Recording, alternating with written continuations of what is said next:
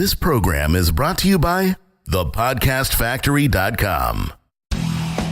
Ben Settle, super practical. I'm not telling people to have a mistress. I'm teaching you, learn the lesson from the people who have a mistress, because there's many business lessons that apply. Pious. There's a part in the book of Revelation where Jesus says, I want you either hot or cold. I'm spewing lukewarm churches out. And I think it's a good way to look at your list. Romantic to his very core. Once in a while, I'll give my girl a present, like a Snickers bar or something. And totes tender. If someone asks you to walk on eggshells, smash the eggshells and let the chips fall wherever they may. Adored by feminists everywhere. It takes a strong woman to admit when she's wrong. Not a judgmental bone in his entire body. I look at all the free information people give just on Facebook and I go, what a bunch of time hoes. Has a PhD in armchair philosophy. In the land of dumbasses, the smartass is king. You'll never meet a more sensitive guy. If you really care about people, you shame the hell out of them.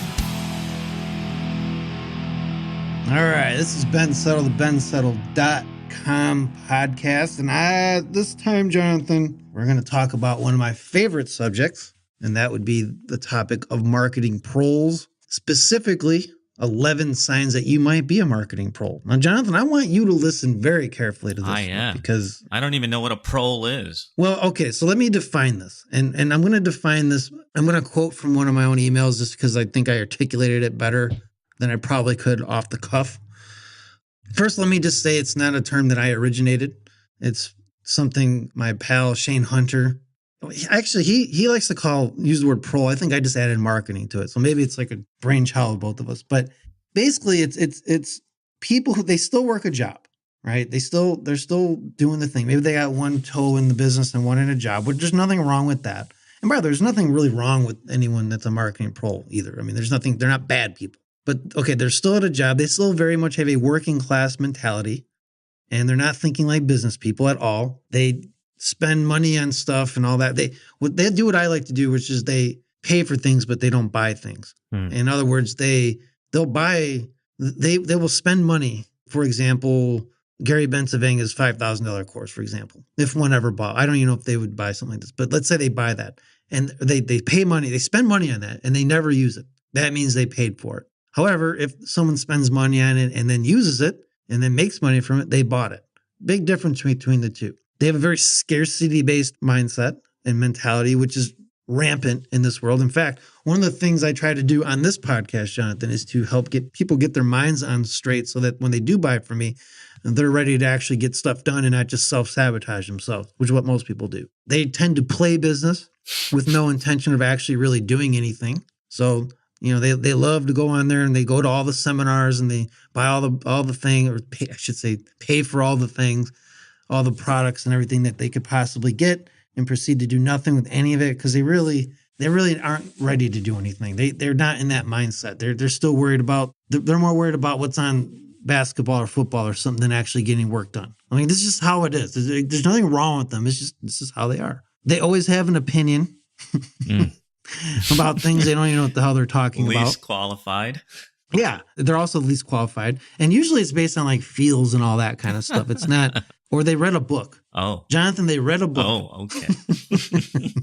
They read a book and suddenly they're like, you know, trying to tell you how to do things. My favorite ones are the ones who just learned something about email and then suddenly they're telling me how I'm doing everything wrong. And that's like the quintessential marketing prole. They like to hang out, like, for example, in Reddit and Facebook groups and forums, spouting nonsensical opinions that they probably read from someone else, but never really have any real, you know, actual experience doing any of these things. It's all just hearsay. They're definitely opportunity buyers and not investment buyers. They're kind of addicted to the dopamine drip of buying new things. Every time they buy a new product, by the way, this is a very real addiction. I don't know if people think I joke about this. It's not a joke.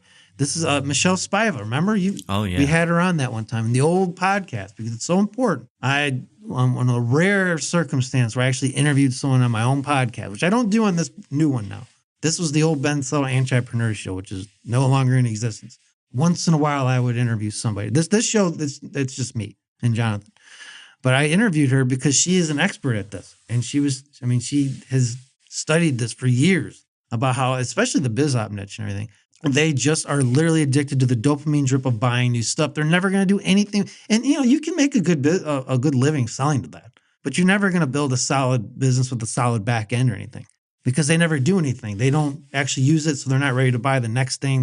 That's the whole Sean D'Souza thing. If they don't consume your product, they're not going to buy the next one. Yeah. Well, the real money is made on the back end. It's not really made in the front end.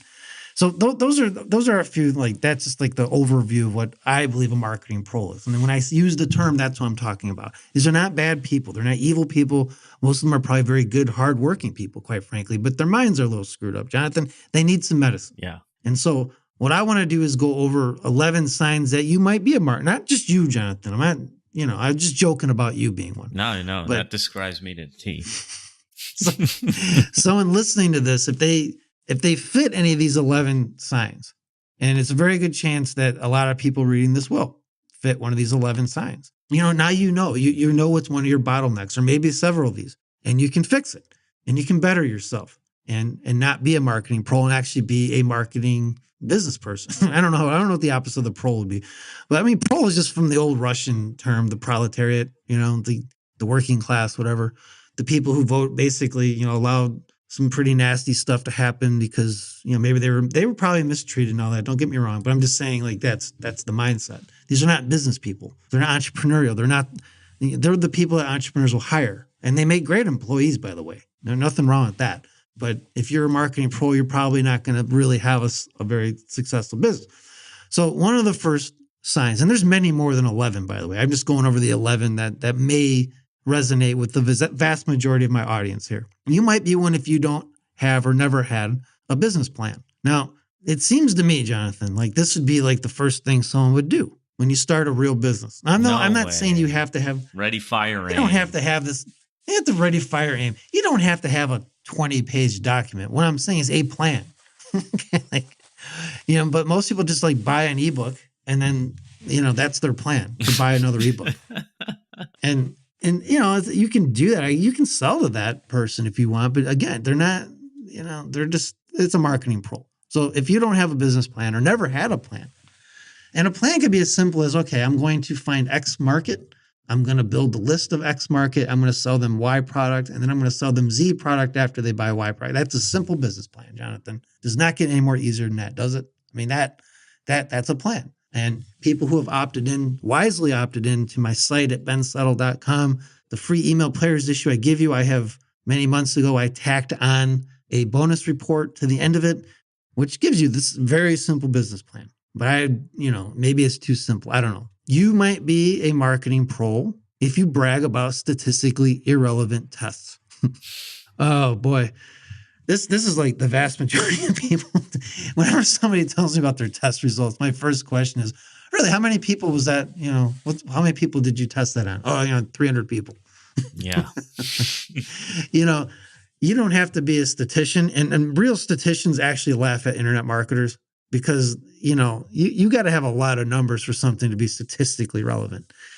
Well, I got a 30% open rate on sending 500 emails. It's like irrelevant. It means nothing.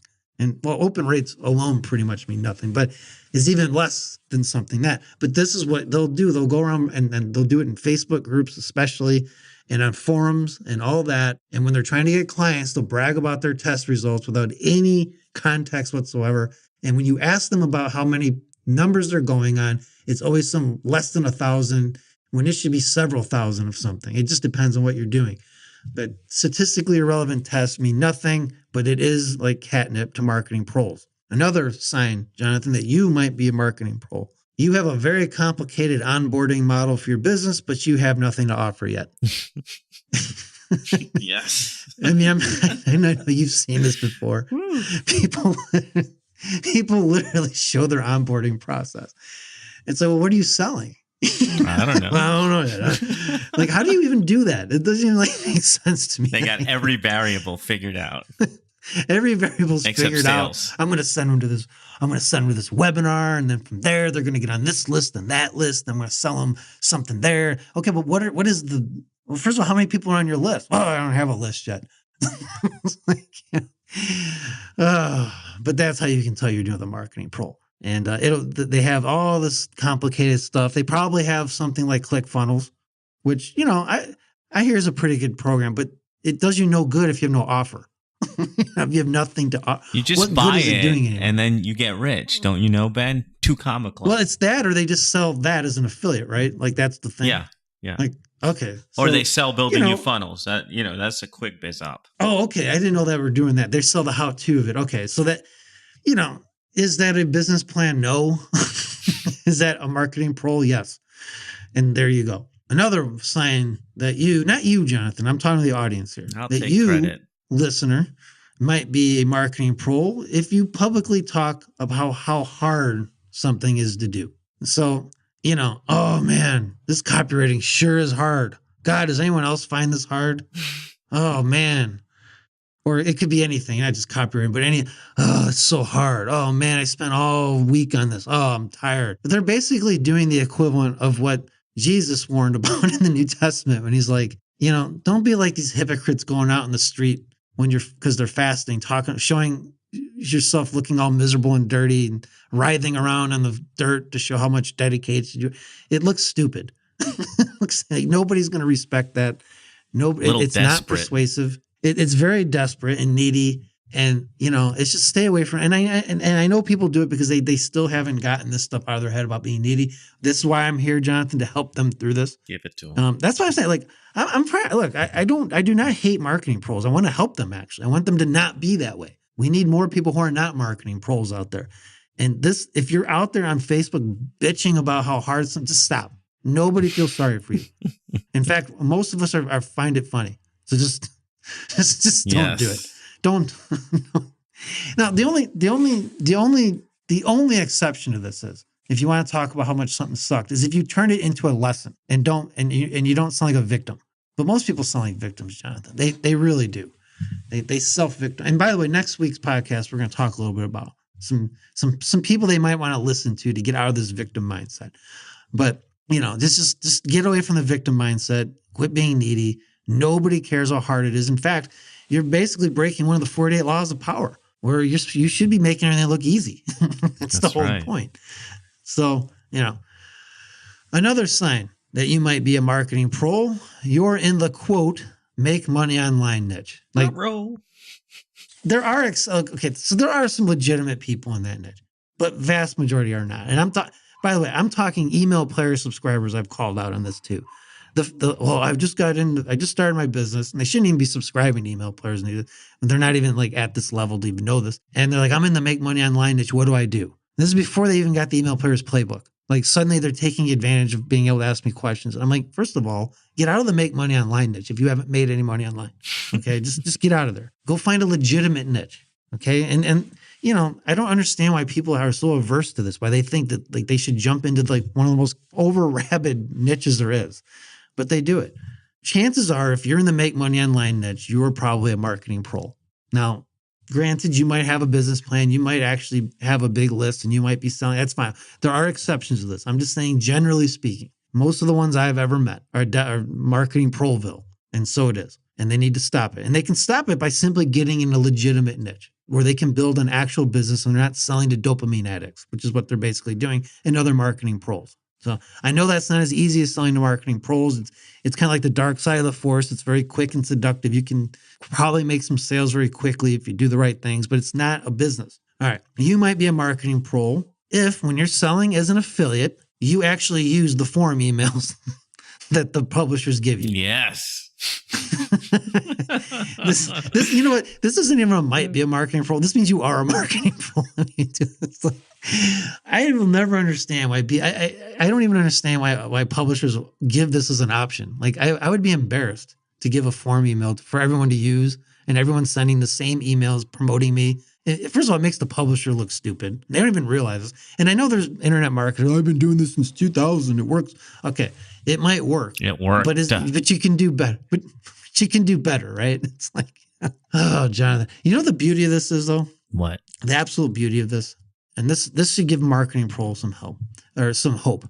You don't need, even if you suck at writing emails, you don't have to be the best email guy in the world to make money as an affiliate. Selling as an affiliate. You don't have to write the best emails. You just have to have better emails than the form emails going out, which is not a very hard barrier to get over. It's kind of like, Jonathan, don't you guys have like panthers or something in Florida? Panthers like a team? Oh no. Okay. No, Yeah. like Yeah. like Yeah. We like, have like, Panthers. like the animal. Yes. So it'd be like, let's say I go visit you and I'm down there and you and I go for a walk in the woods and we're holding hands and doing all that. Braiding each other's hair. Yeah. We're braiding each other's hair. We're communing with nature. And this panther jumps out and starts chasing us. I don't have to be faster than the panther. I just have to be faster than you. Yeah. And so be it, or vice versa. And so it is with email. You don't have to be the best email guy in the world, girl in the world. You just have to be better than the people you're going against. And most people are out there, as little marketing proles are out there using the form emails. It's not hard to be. It's not a big barrier to get over. So that's that one. Let's see.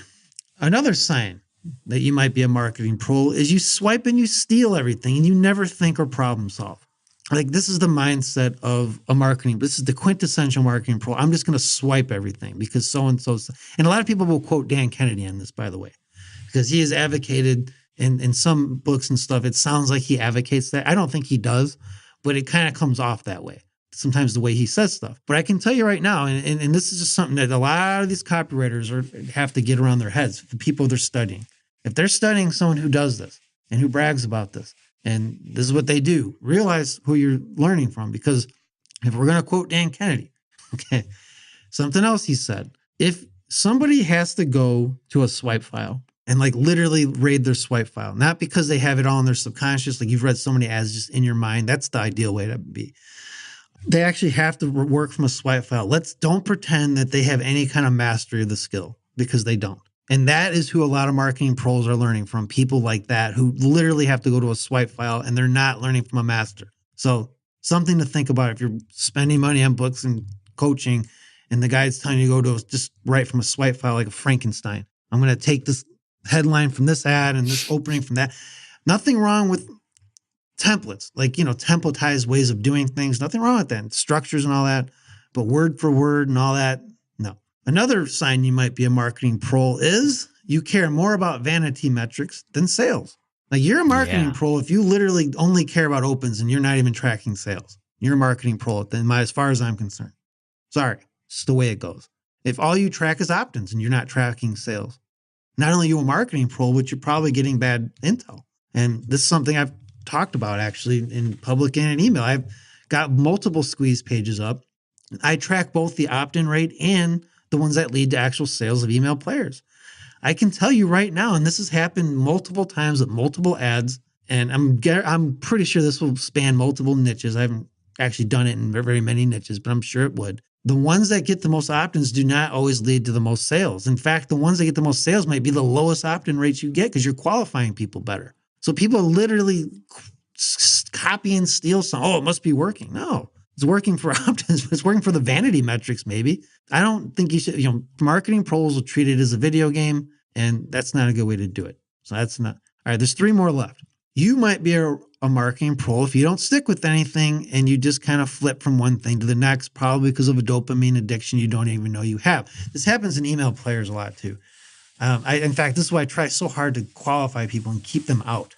Actually, people like this. I don't want their one-time sale. I want people who are going to stick around and get better at this and better and better and better over time. Because that's the only, you have to saturate yourself with something if you want to get good at it. And you ain't saturating anything if you subscribe to something like email players for 1 or 2 months and leave. You haven't done jack. I got really, enough, just wasting dude. money.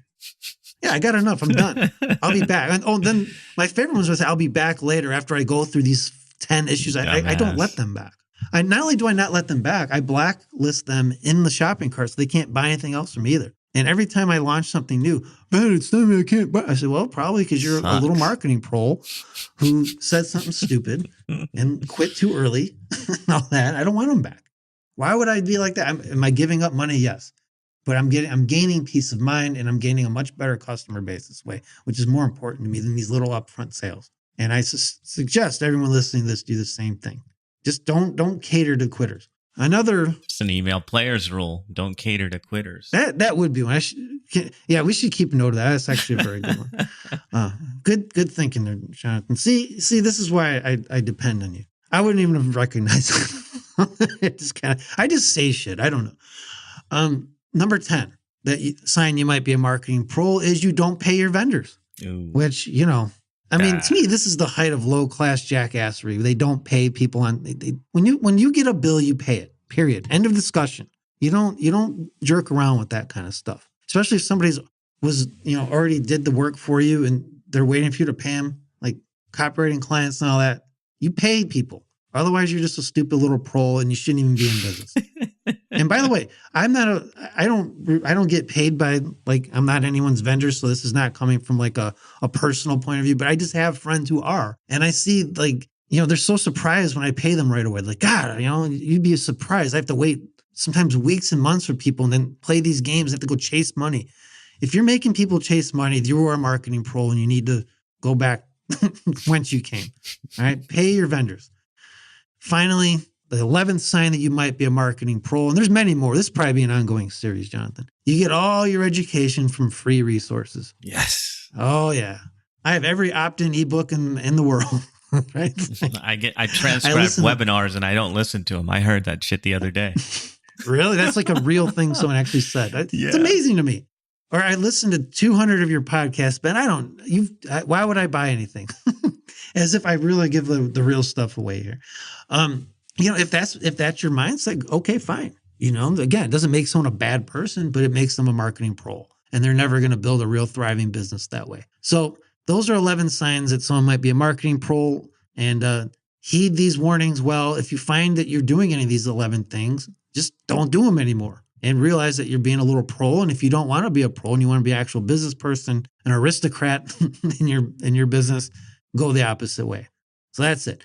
Next week, Jonathan, for the Magic 99th episode, I'm going to talk about the only 2 podcasts I listen to.